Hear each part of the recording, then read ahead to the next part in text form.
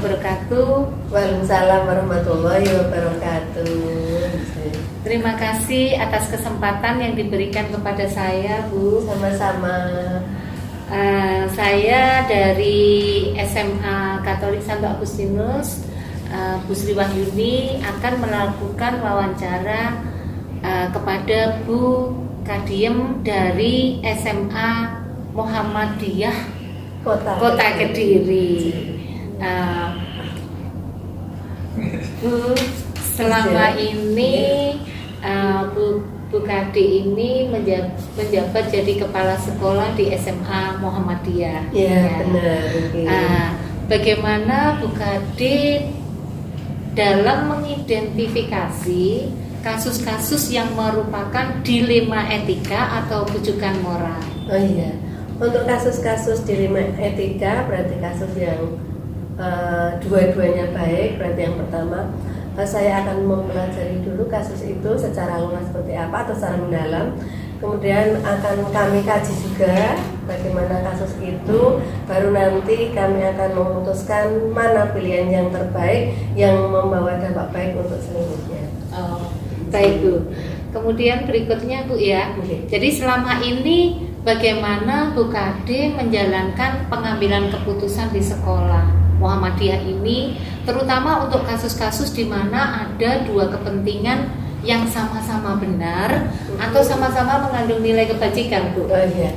Untuk kasus-kasus yang mungkin tidak terlalu berat, biasanya saya bisa memutuskan sendiri.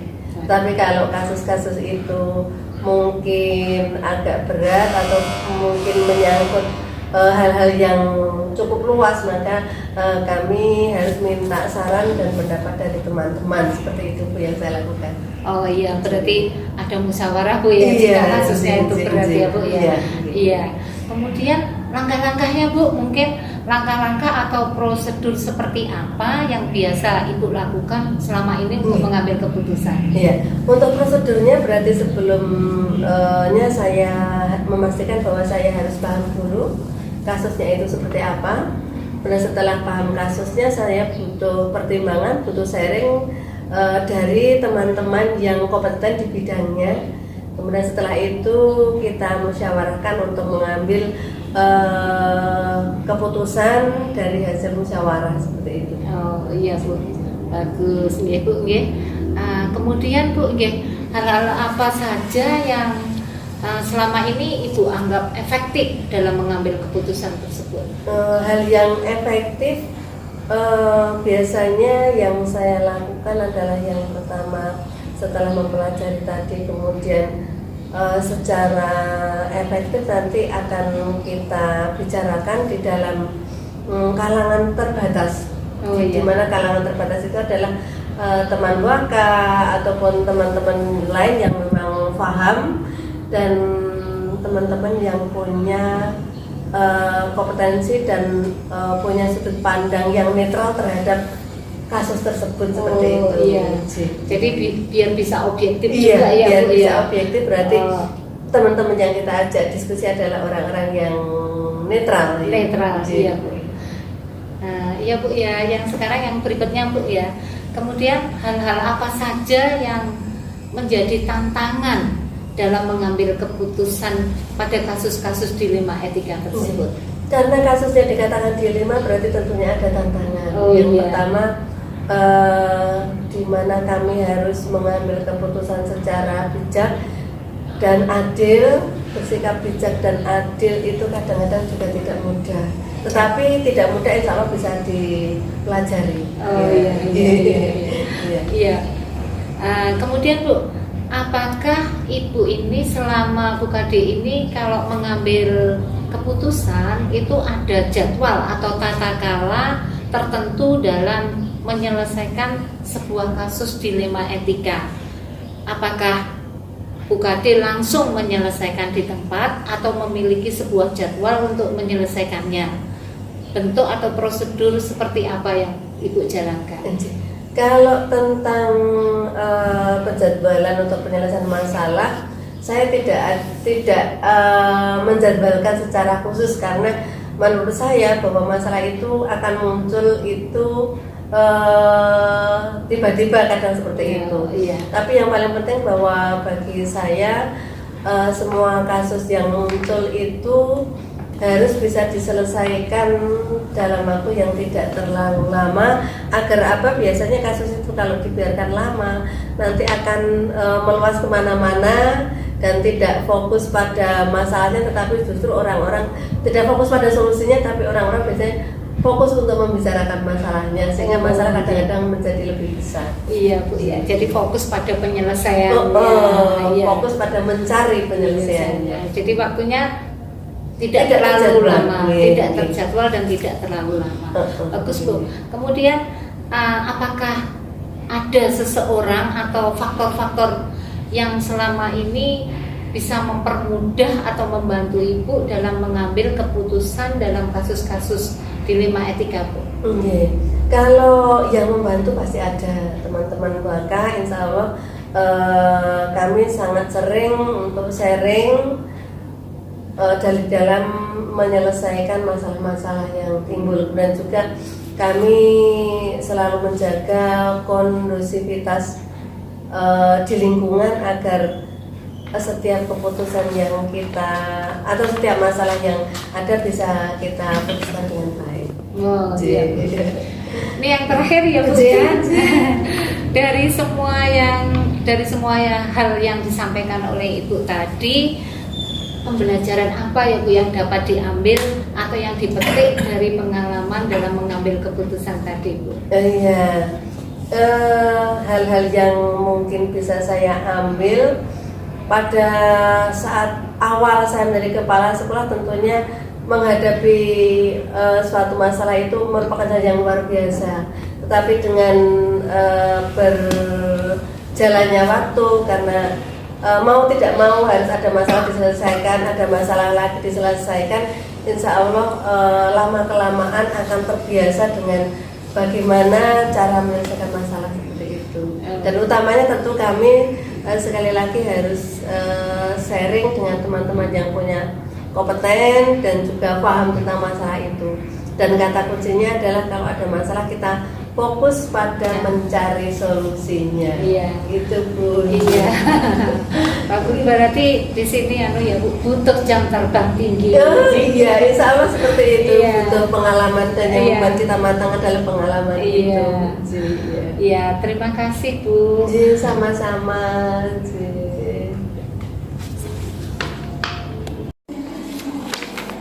Selamat pagi Pak Tris. Selamat pagi Bu Yun.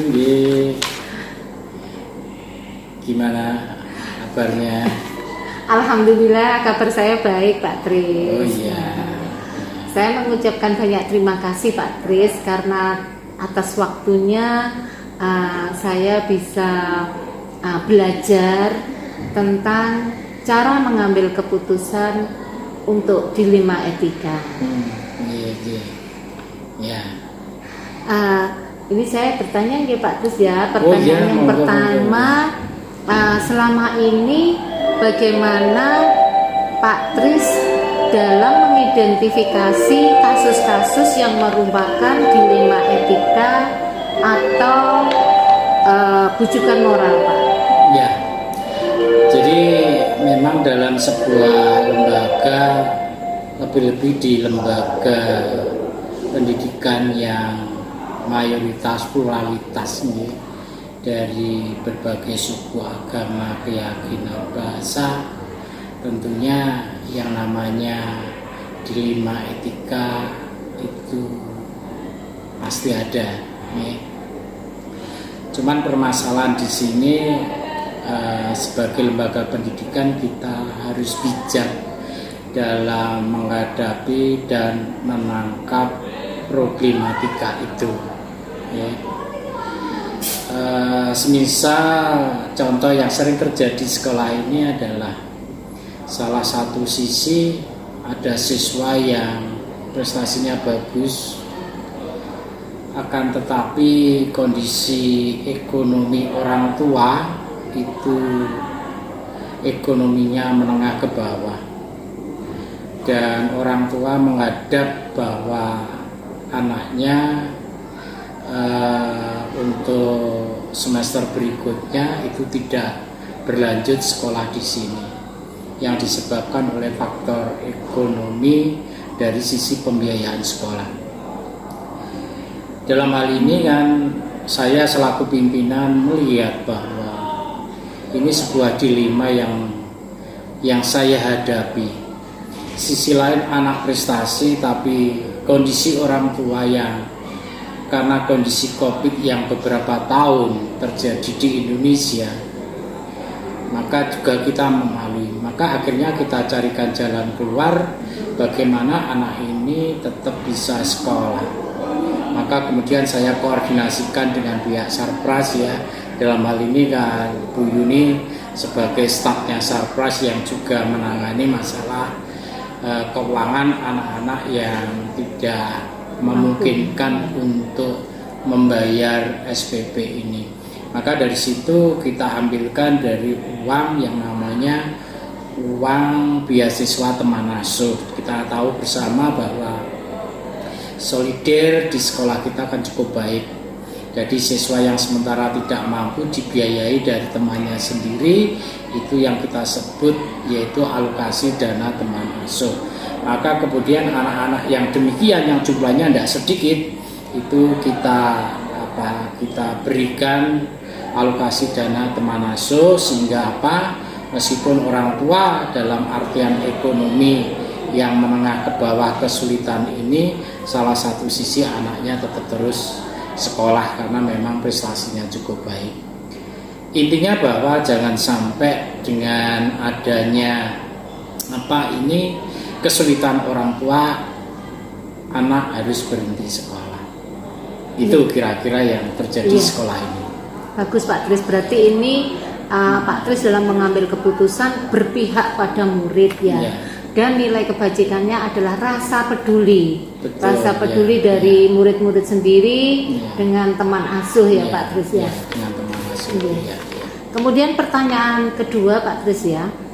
Selama ini bagaimana Pak Tris menjalankan pengambilan keputusan di sekolah ini, terutama untuk kasus-kasus di mana ada dua kepentingan yang sama-sama benar atau sama-sama mengandung nilai kebajikan? Ya, jadi gini, memang itu juga sering terjadi. Jadi di dalam kepemimpinan kami kan ada yang namanya staf struktural, ya.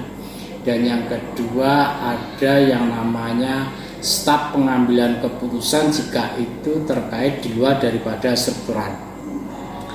Kalau hal-hal yang menyangkut persoalan kurikulum, persoalan kesiswaan, persoalan sarana prasarana, kami biasanya sebelum mengambil sebuah keputusan itu biasanya kami berkomunikasi untuk pemecahan masalah itu.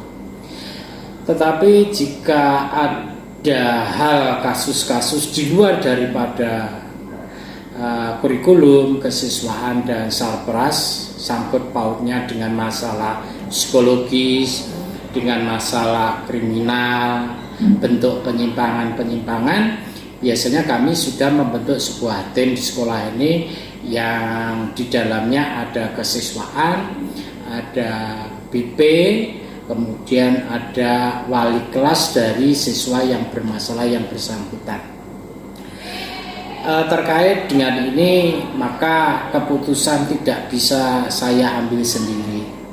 Saya baru mengambil keputusan setelah berkomunikasi dengan berbagai pihak dari semua tim, karena BK, BP lebih tahu juga, wali kelas juga lebih tahu juga, kesiswaan juga lebih tahu juga tentang permasalahan anak yang dihadapi sekarang ini. Setelah kami mendengarkan dari berbagai pihak, maka kemudian kita rumuskan untuk keputusan yang kemudian harus dikeluarkan menjadi kebijakan sekolah.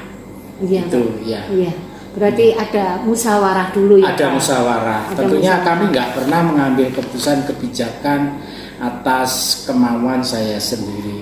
Tapi selalu ini kita musyawarahkan, kami mendengarkan baru mengambil sebuah keputusan, kemudian kita masukkan dalam sebuah kebijakan sekolah. Ya. Ya.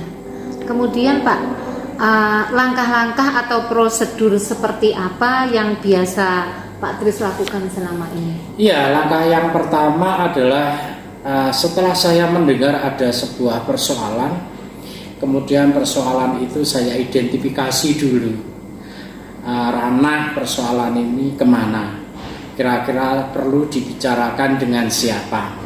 Setelah saya identifikasikan dengan jelas, maka kemudian saya memanggil pihak-pihak terkait untuk terlibat langsung dalam proses pemecahan masalah. Seperti tadi saya katakan, kalau ada masalah yang terkait dengan pembelajaran, berarti ini kaitannya dengan kurikulum. Maka kurikulum beserta stafnya kami panggil untuk memecahkan masalah yang dihadapi. Begitu pula terkait dengan kesiswaan maupun sarpras.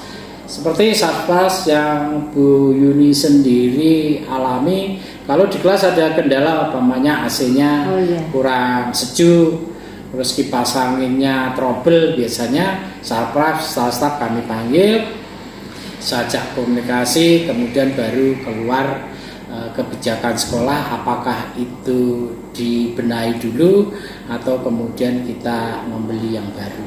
Itu kira-kira. Jadi semua yang kami putuskan itu tidak pernah kami putuskan secara individu. Ini sudah dirasakan dengan Bu Yuni sendiri karena seringkali kami ajak untuk pemecahan masalah terkait prasarana sarana di sekolah.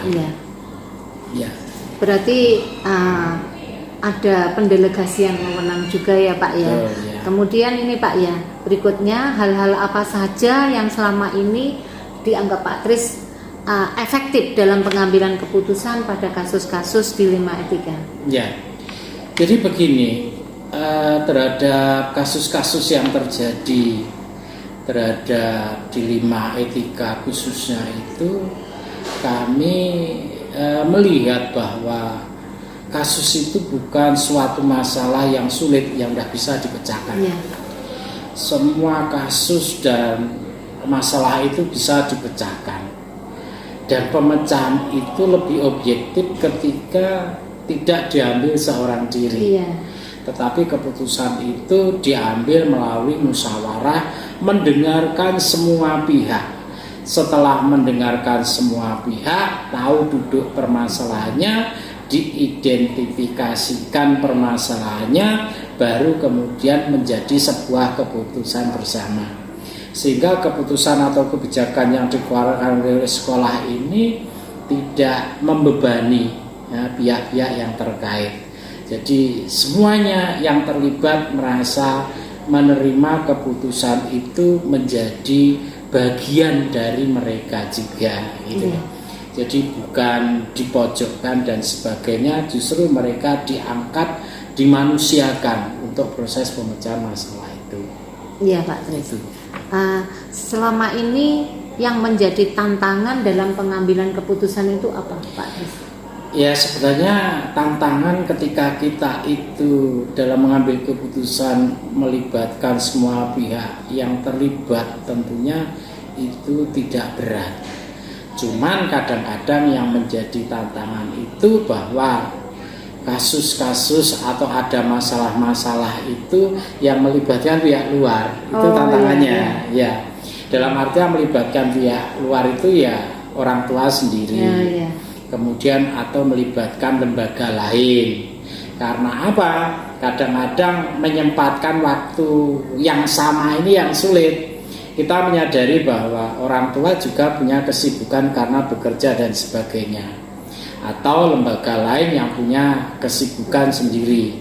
Dan kita lembaga ini, saya selaku pimpinan kan juga mengatur waktu. Kadang-kadang tantangannya yaitu proses pemecahan masalah harus selesaikan secara cepat, tetapi kadang-kadang terkendala oleh waktu untuk komunikasi bersama dalam proses pemecahan masalah. Itu Iya Pak Tris. Kemudian apakah Pak Tris selama ini ada jadwal tertentu atau tata kala dalam menyelesaikan kasus dilema etika, ataukah bisa diselesaikan di tempat itu atau memiliki jadwal untuk menyelesaikan sebuah permasalahan. Iya, jadi begini Bu Yun. Mungkin Bu Yun juga mengetahui bahwa ada masalah atau tidak ada masalah, kami selalu mengkomunikasikan hal tersebut itu setiap hari Jumat. Jadi itu setiap hari Jumat kami selalu berkomunikasi dengan berbagai pihak tentang kegiatan selama hari Senin sampai dengan hari Jumat waktu itu. Apakah ada kendala di kurikulum, di kesiswaan dan sebagainya di BK, apakah ada persoalan selama kurun waktu ini. Itu memang secara rutin kita lakukan. Tetapi ada hal-hal yang tidak masuk di dalam rutinitas ini karena mungkin ada persoalan-persoalan di 5 etika yang harus segera diselesaikan saat itu. Maka ketika ada persoalan kondisi darurat, ya harus diselesaikan pada saat itu. Supaya apa? Supaya ini tidak berlarut-larut di kemudian hari. Nah, proses selesainya apa? Proses selesainya ketika masing-masing pihak dalam hal ini telah sepakat dan telah menandatangani kesepakatan itu dalam bentuk tertulis, biasanya dalam bentuk surat pernyataan bersama. Itu. Iya Pak. Jadi ada tindakan preventif ya Pak ya. Betul. Ada tindakan preventif yang diadakan pertemuan setiap hari Jumat. Kemudian kalau ada memang insidental ya diselesaikan saat itu itu kondisi darurat. Kondisi darurat. Iya Pak. Kemudian Pak berikutnya, apakah ada seseorang atau faktor-faktor apa yang bisa mempermudah atau membantu Pak Tris dalam mengambil keputusan? Ya, jadi sebenarnya kepala sekolah di mana saja itu sebenarnya sebagai fasilitator dan koordinator. Jadi sebenarnya semua yang timbul permasalahan-permasalahan di sekolah, saya yakin mungkin di lembaga-lembaga yang lain juga sama. Kalau bisa mengkoordinasikan terhadap kepemimpinan dan bawahan ini, saya rasa tidak mengalami kesulitan. Jadi inilah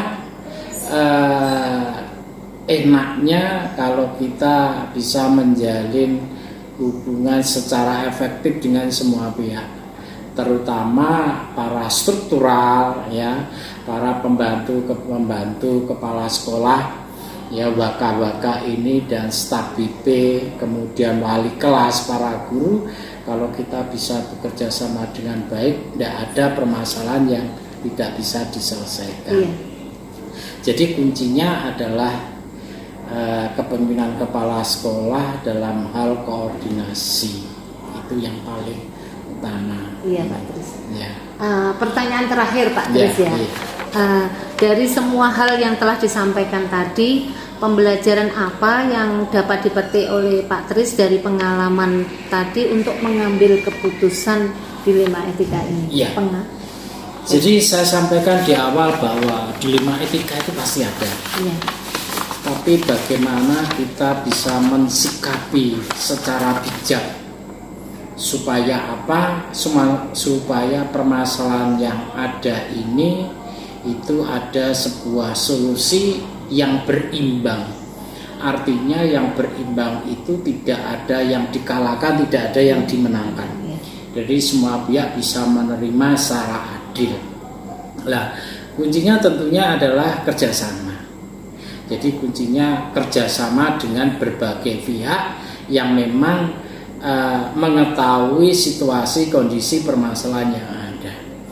Jadi semua pihak kita dengarkan, berbagai pendapat masukan kita dengarkan, baru kemudian kita ambil sebuah keputusan, dan keputusan itu sebelum menjadi sebuah kebijakan tentunya kita bicarakan bersama bagaimana kalau yang seperti ini, bagaimana kalau yang ada yang seperti ini, apakah bisa diterima dan tidak. Kalau toh tidak, tentunya ada sebuah revisi perbaikan daripada sebuah keputusan.